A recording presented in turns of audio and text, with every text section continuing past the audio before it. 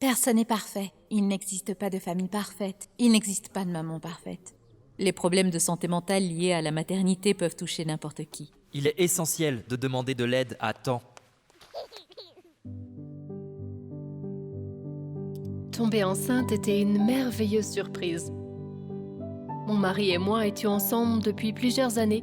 C'était donc la prochaine étape pour nous. Elle est en principe plutôt joyeuse. Certains jours, elle ne pouvait rien faire. Elle dormait, avait des maux de tête, dormait, avait des maux de tête. Je sentais que je n'avais plus de contrôle sur moi-même. J'ai commencé à avoir du mal à respirer parce que je pensais que le bébé n'était plus en sécurité dans mon corps. Mon corps ne se sent pas bien physiquement. Quelque chose ne va pas.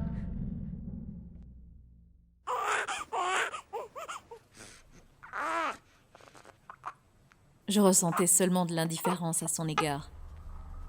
J'étais si triste d'avoir fait cette erreur et d'avoir décidé de la mettre au monde.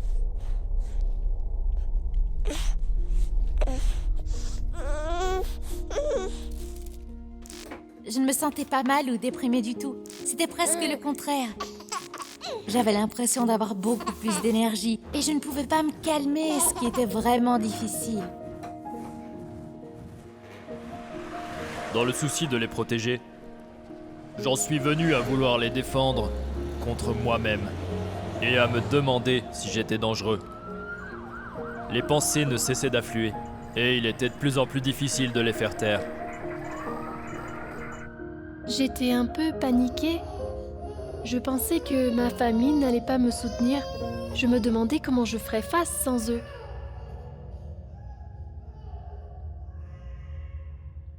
Je me suis juste dit, je ne veux vraiment pas vivre comme ça. J'étais consciente à ce moment-là que je devais demander de l'aide à quelqu'un. La première personne à qui j'ai parlé était ma sage-femme. Je pleurais, je tremblais, j'étais perdue. Et elle m'a dit, « Ne vous inquiétez pas, nous allons prendre soin de vous. » Ce qu'elle a fait. Elle m'a orientée vers les bonnes personnes. Bonjour, je m'appelle Asha. Si vous voulez bien venir avec moi. Elle ne me jugeait pas et elle me faisait vraiment ressentir que c'était normal.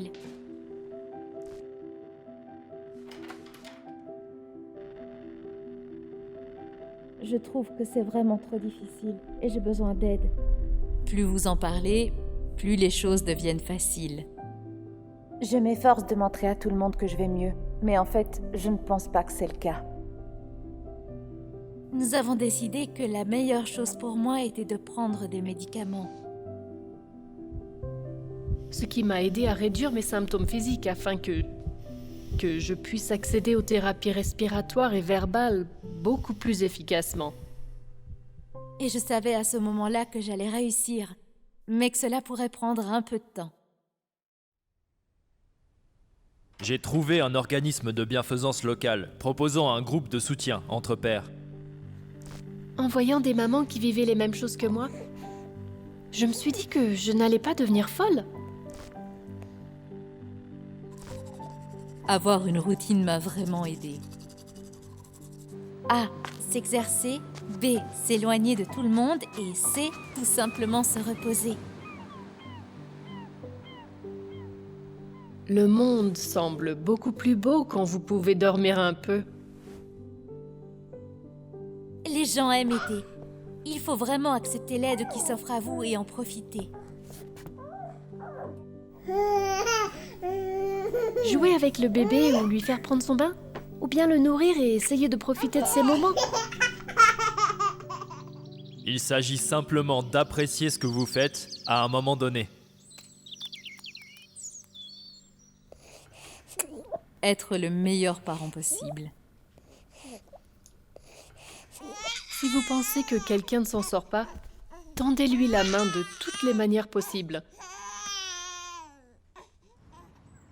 N'ayez pas honte de ce que vous pourriez ressentir parce que vous n'êtes pas seul. Il y a de l'espoir. Il faut persévérer. Ça va passer. Ça va passer. Ça va passer.